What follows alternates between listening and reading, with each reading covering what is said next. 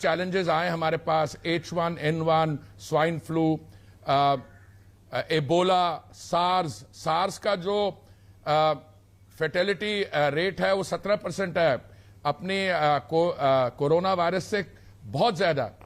तो मैं समझता हूं कि ऐसी स्थिति में सब जो वेल मीनिंग लोग होते हैं उनको इकट्ठा होके जो हमारे सामने जो समस्याएं आई हैं उनका सामना करना चाहिए। We must contribute constructively. तो मैं उस दिन जब प्रेस कॉन्फ्रेंस के दौरान मुझे किसी ने बताया प्रेस कॉन्फ्रेंस से पहले कि एक हमारे 60 नहीं, एक लॉट में 60 रिटायर्ड कॉलीग्स थे और दूसरे में 120। इन्होंने कुछ चिट्ठियां लिखी है। I had seen references to those. तो मैंने कहा मुझे दिखा दीजिए। तो एक चिट्ठी थी जो 60 हमारे कॉलीग्स ने साइन की है। उसमें बहुत इंटरेस्टिंग रीजंस उन्होंने बताया कि सेंट्रल विस्टा प्रोजेक्ट क्यों नहीं बनाया जाना चाहिए। उसके मैं 3 बताता हूं आपको, और आप उसके बाद मेरे को बताइए कि जो मैंने भाषा का इस्तेमाल किया है और मैं आपके एग्जैक्ट वर्ड्स जो मैंने, एक उन्होंने रीजन ये दिया, and I am quoting because अंग्रेजी में ये पत्र है, if reports are to be believed, I am underlining, if reports are to be believed, there is a superstition that the current parliament is not lucky. Therefore, because of this superstition, a new parliament should be constructed.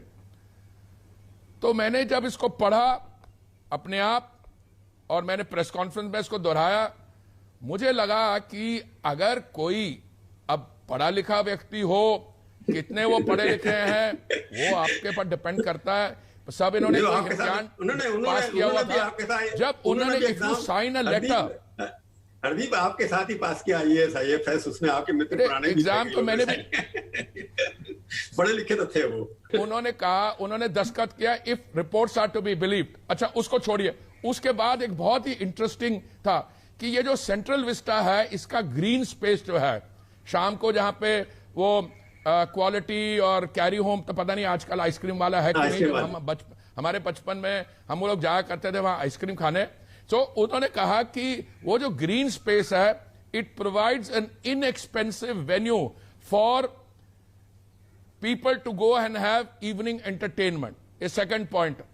तो मैंने उस पर कहा कि इससे green space तो बढ़ेगा, कम नहीं होने पर होगा। तो mummy, daddy and Pappu can go and have ice cream there in the evening. ये तो this is something that I made known. अच्छा, उसके बाद तीसरी चीज मैं आपको बताऊं, इवन मोर इंटरेस्टिंग। उन्होंने कहा कि 2061 में भारत की जो जनसंख्या है, पॉपुलेशन है, वो कम होनी शुरू होगी। अरे भाई साहब, अभी जो पार्लियामेंट है जिसके बारे चर्चा हो रही है, जिसको वो चाह रहे हैं रोका जाए, ये पार्लियामेंट बिल्डिंग 1920 में बननी शुरू हुई थी। 1947 में हमारी जनसंख्या क्या थी? 350 मिलियन। आज कितनी है? 1.38 बिलियन। और आने वाले वर्षों में ये क्या हमारी जनसंख्या कम होती जाएगी? अरे भाई, हमारी जो यंग पॉपुलेशन बढ़ती जाएगी और अगर रेट ऑफ ग्रोथ भी कम हो। अच्छा, हरदीप एक मिनट सुन लीजिए। आप ये बात आपने कही बड़ी वाजिब है, आपके लॉजिकल आर्गुमेंट है। मेरे को आप कंप्लीट, चावला जी मेरे को जरा कंप्लीट करने दीजिए, उसके बाद जो आप मेरी ग्रिलिंग करने जाए करिए।